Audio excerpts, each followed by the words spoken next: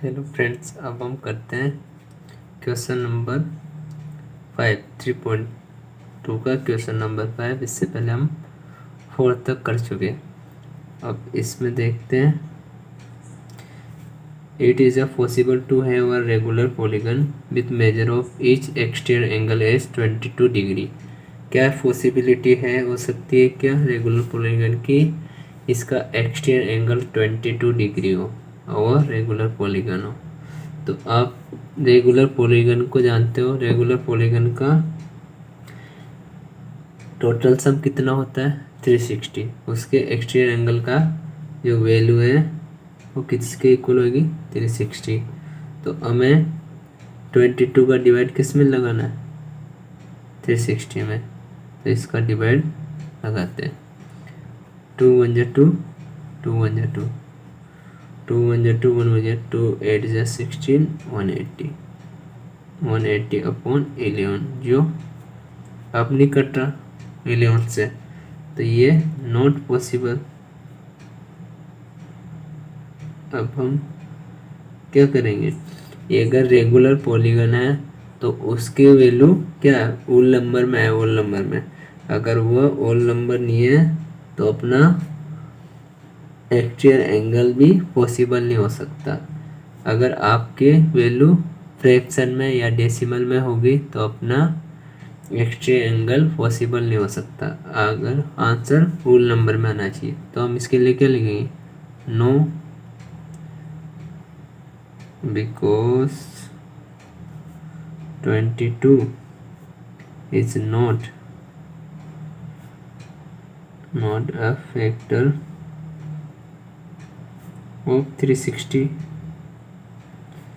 तो 360 का फैक्टर नहीं है, तो 360 is not completely divided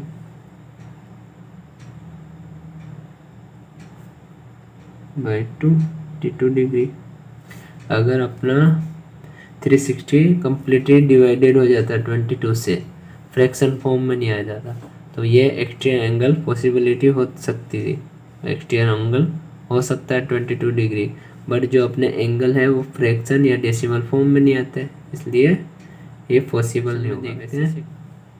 can it be an anterior angle of a regular polygon और वाई, या फिर इंटीरियर एंगल हो सकता है इस किसी रेगुलर पॉलीगन का, और क्यों नहीं। तो इसमें अब जानते हैं एक्सटीरियर प्लस इंटीरियर एंगल का सम कितना होता है 180 डिग्री। अब एक्सटीरियर एंगल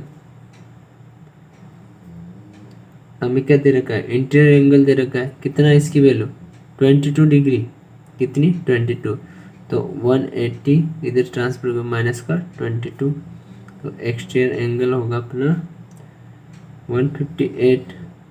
तो इसको डिवाइड लगा देते हैं एक्सटीरियर एंगल में, 360 में किसका डिवाइड लगाए 158 का, 2 7 जा 14, 2 9 जा 18, ये भी किस में है फ्रैक्शन फॉर्म में, तो ये भी डिविजिबल नहीं होगा, तो no because the polygon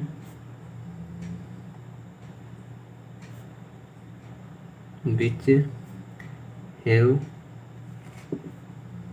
interior angle 22 degree, then its exterior angle will be कितना है 158 degree, 158 and 360 is not completely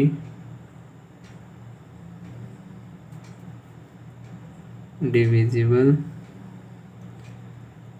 by 158।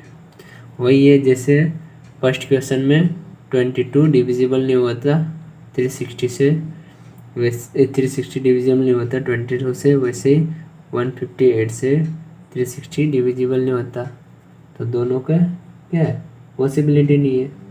अब देखते हैं हम नेक्स्ट 6 क्वेश्चन। 6 क्वेश्चन में क्या कह रहा है, what is the minimum interior angle possible for a regular polygon, why. अब मिनिमम इंटीरियर एंगल क्या हो सकता है रेगुलर पॉलीगन के लिए, तो रेगुलर पॉलीगन में सबसे कम साइड वाला अपना कौन सा रहता है, इक्विलेटरल ट्रायंगल रहता है, उसकी कितनी 3 साइड रहती है, तो मिनिमम 3 साइड वाला इक्विलेटरल ट्रायंगल है। अब उसके तीनों एंगल किसके 60 डिग्री के होते, नहीं होते 60 डिग्री के, तो अपना आंसर भी क्या होगा, पॉसिबिलिटी क्या है 60 degree.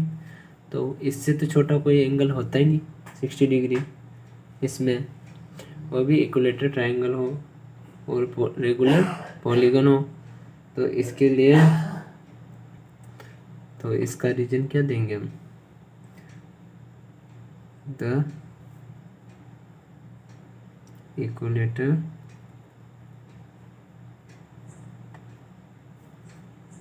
Triangle being a regular polygon,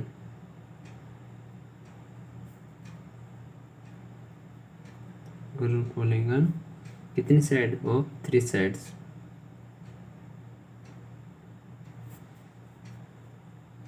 has the least सबसे कम least measure of an interior angle, कितने डिग्री का आ रहा है इंटीरियर एंगल 60 डिग्री, तो मिनिमम इंटीरियर एंगल क्या है इसका 60 डिग्री, तो पॉसिबिलिटी क्या है 60 डिग्री। अब बी वाले क्वेश्चन में देखते हैं हम, ये क्या कह रहा है, what is the maximum exterior angle possible for a regular polygon.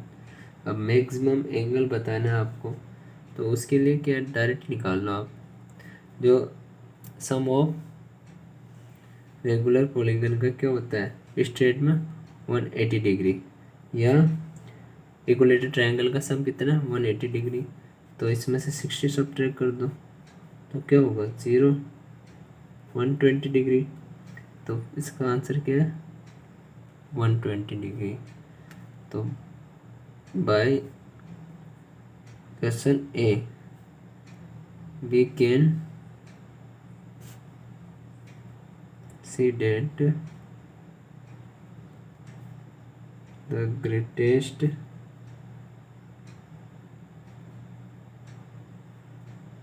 Exterior angle कितना हुआ अपना इस 120 डिग्री, मिनिमम कितना था 60 डिग्री, तो टोटल सम में 180 में से 60 सब्ट्रैक्ट कर दो, तो अपना एक्सटीरियर एंगल क्या होगा मैक्सिमम 120 डिग्री।